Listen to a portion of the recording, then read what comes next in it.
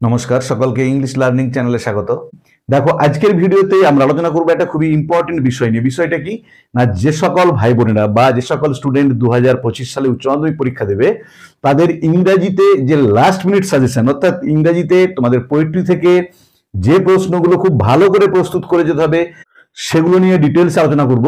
তাই যারা চ্যানেলটা প্রথম দেখছো বা চ্যানেলটা এখনো সাবস্ক্রাইব করোনি তারা অবশ্যই চ্যানেলটা সাবস্ক্রাইব করে পাশে থাকা বেল বাটনটা প্রেস করবে।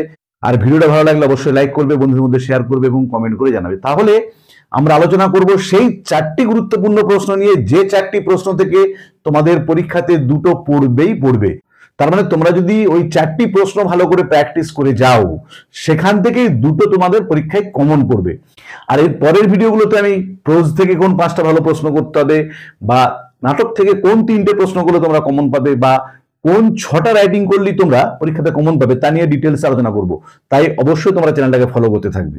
দেখো আজকে তাহলে আমরা আলোচনা করব পোয়েট্রি, তোমাদের যে 4টে কবিতা আছে, on killing a tree, the poetry of earth, asleep in the valley আর shall I compare thee to a summer's day বা সনেট নাম্বার 18, এই 4টে কবিতা থেকে কোন 4টি প্রশ্ন তোমরা ভালো করে প্রস্তুত করবে। দেখো তার আগে আমরা জেনে নেবো, দেখো পোয়েট্রি থেকে কোশ্চেন প্যাটার্ন ফাইনাল পরীক্ষায় কিরকম প্রশ্ন পড়বে সেটাকে একটু দেখে নাও। এমসিকিউ পড়বে 4টে কবিতা থেকে 4টে এমসিকিউ পড়বে, 4টেই করতে হবে, কোনো এক্সট্রা থাকবে না, খুব ভালো করে খেয়াল করবে। শর্ট অ্যান্সার টাইপ কোশ্চেন এসে কিউ পড়বে 8টা পড়বে। দেখো 4টে কবিতা, প্রত্যেক কবিতা থেকে দুটো করে শর্ট অ্যান্সার টাইপ কোশ্চেন পড়বে, আমাদেরকে অ্যান্সার করতে হবে যে কোনো 4টির। মানে আমরা যদি দুটো পোয়েট্রিকে ভালো করে প্র্যাকটিস করে যাই বা দুটো পোয়েট্রির প্রিপারেশন খুব ভালো করে নিয়ে নিই শর্ট অ্যান্সার টাইপ কোশ্চেনের জন্য, সেখান থেকেই কিন্তু আমরা 4টে কমন পেয়ে যাব। আর বাকি দুটো কবিতাকে জাস্ট একটু করে দেখে যাব, তাহলেই কিন্তু আমরা 4টে তো কমন পাচ্ছি, তার সাথে এই দুটো কবিতা থেকেও একটা দুটো আরো এক্সট্রা কমন পেয়ে যাব। মনে রাখবে তোমাদের কিন্তু 4টে short answer type question answer করতে হবে, 8টা পড়বে। আর আমি already MCQ, short answer type question এবং এসে টাইপ কোশ্চেনের যেগুলো প্রশ্ন উত্তর নিয়ে ডিটেলস আলোচনা করে ভিডিও আপলোড করেছি, যারা দেখোনি তাদের জন্য আমি ডেসক্রিপশন বক্সে সেসব ভিডিওর লিঙ্কও দিয়ে দেবো, তোমরা অবশ্যই তোমাদের সময় মতো এবং প্রয়োজন মতো দেখে নিও। আর দেখো এসে টাইপ কোশ্চেন কি 4টে পড়বে, মানে 4টি কবিতা আছে, the poetry of earth, asleep in the valley, on killing a tree আর shall I compare thee to a summer's day. 4টে থেকে 4টে বড় প্রশ্ন পড়বে, আমাদেরকে যে কোনো দুটি বড় প্রশ্নের উত্তর করতে হবে। তাহলে আমরা যদি দুটো কবিতাকে ভালো করে জোর দিয়ে একটু প্রস্তুতি নিয়ে যাই, সেখান থেকেই কিন্তু আমরা এই দুটো বড় প্রশ্ন কমন পেয়ে যাব, আর দুটো কবিতাকে জাস্ট চোখ বুলিয়ে চলে যাব। আর আমি তোমাদের এখন বলে দেবো যে 4টে প্রশ্ন তোমরা প্রস্তুত করে গেলে পরীক্ষাতে দুটো অবশ্যই কমন পাবে, সেই 4টি প্রশ্ন কি কি। দেখো 1 নম্বরে হচ্ছে and so long lives this, এই লাইনটা দিয়ে দেবে, এটা হচ্ছে সনেট নম্বর 18 শেক্সপিয়ারের সনেট নম্বর 18, অর্থাৎ shall I compare thee to a summer's day, এই কবিতার লাইন। এই লাইনটা দিয়ে বলা থাকবে what does this refer to, this বলতে কি বোঝানো হয়েছে, what does this give life to whom, এটা কাকে জীবন দেয়, অ্যান্ড হাউ, কিভাবে জীবন দেয়। তাহলে এটা হলো সব থেকে ইম্পর্টেন্ট প্রশ্ন, তোমরা দেখবে এই প্রশ্নটা পরীক্ষাতে অবশ্যই পড়বে। দ্বিতীয় যে প্রশ্নটা খুবই ইম্পর্টেন্ট তোমাদের, সেটা হলো অ্যাজলিপ ইন দ্য ভ্যালির কবিতার প্রশ্ন, express the antiwar attitude of the poet, কবির যুদ্ধবিরোধী মনোভাব প্রকাশ করো।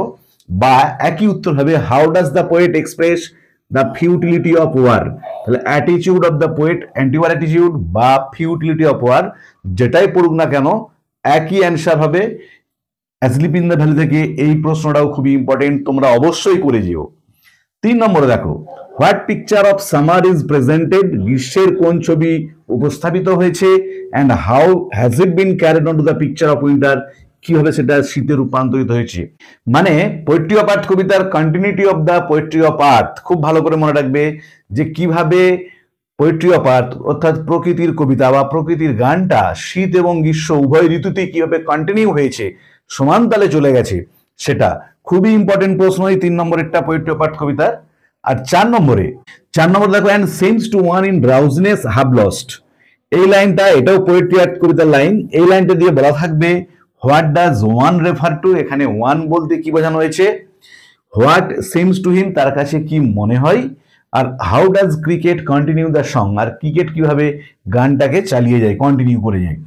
এই 4টে প্রশ্ন তোমরা অবশ্যই করে যাবে এবং এই 4টে প্রশ্নের মধ্যেই 2025 সালে যে সকল ভাই বোনেরা বা ছাত্রছাত্রীরা উচ্চ মাধ্যমিক পরীক্ষা দেবে তাদের বলে দিচ্ছি, এই 4টে প্রশ্ন কবিতা থেকে করলে এখান থেকে তোমরা দুটো কমন পাবে, নিশ্চিত থাকতে পারো।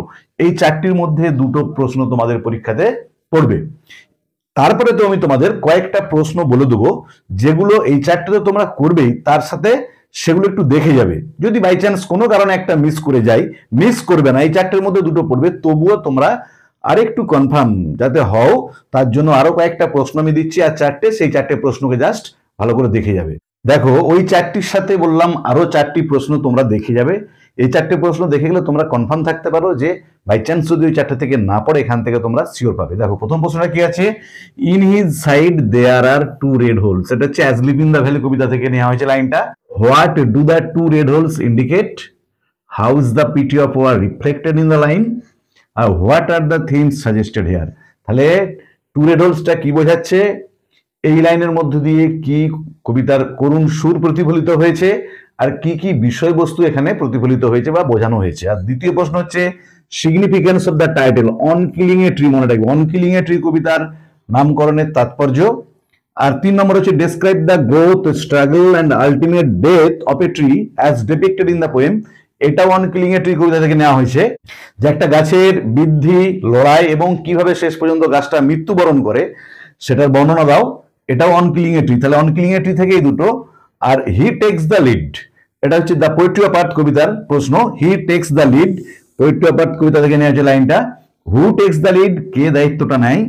When does he take the lead, কখন সে দায়িত্ব নেয়। How does he continue the poetry of earth, কিভাবে সে প্রকৃতির গানটাকে চালিয়ে যায়। তাহলে আজকের ভিডিওতে আমরা আলোচনা করলাম 2025 সালে যারা উচ্চ মাধ্যমিক পরীক্ষা দেবে, অর্থাৎ যেসব ভাই বোন বা স্টুডেন্টরা উচ্চ মাধ্যমিক পরীক্ষা দেবে, তাদের পোয়েট্রি থেকে যে ইম্পর্টেন্ট 4টি প্রশ্ন করতে হবে, যার মধ্যে তোমরা 2টো অবশ্যই কমন পাবে, সেই 4টি প্রশ্ন নিয়ে তোমাদের আমি বারবার বলে দিচ্ছি, তোমরা ওই 4টে প্রশ্ন যদি প্র্যাকটিস করে যাও বা ভালো করে তৈরি করে যাও, ওখান থেকে কমন পেয়ে যাবে। কিন্তু তার সাথে এই 4টে প্রশ্ন একবার করে দেখে যাও, বাই চান্স যদি কমন না পড়ে, ফাইনাল পরীক্ষা তো, তাই এই 4টে দেখে যাও, যদিও ওই 4টে থেকেই তোমরা কমন পাবে। আর পরের ভিডিওতে আমরা আলোচনা করব নাটক থেকে বা তোমাদের যে গদ্যগুলো আছে সেগুলো থেকে কোন কোন প্রশ্ন করতে হবে, এবং তোমাদের যে রাইটিং সেকশনটা আছে, রিপোর্ট বা লেটার, সেখান থেকে কোন কোন রাইটিং গুলো তোমরা ভালো করে প্রস্তুত করতে হবে তার উত্তর নিয়ে। তাই যারা চ্যানেলটা প্রথম দেখছো বা চ্যানেলটা এখনো সাবস্ক্রাইব করোনি, তারা অবশ্যই চ্যানেলটা সাবস্ক্রাইব করে পাশে থাকা বেল বাটনটা প্রেস করবে, যাতে পরের ভিডিওটা আপলোড করার সাথে সাথে তোমাদের কাছে নোটিফিকেশন পৌঁছে যায়। আর ভিডিওটা ভালো লাগলে অবশ্যই লাইক করবে, বন্ধুদের মধ্যে শেয়ার করবে এবং কমেন্ট করে জানিও। ভালো থেকো সকলে, ধন্যবাদ, দেখা হবে পরের ভিডিওতে।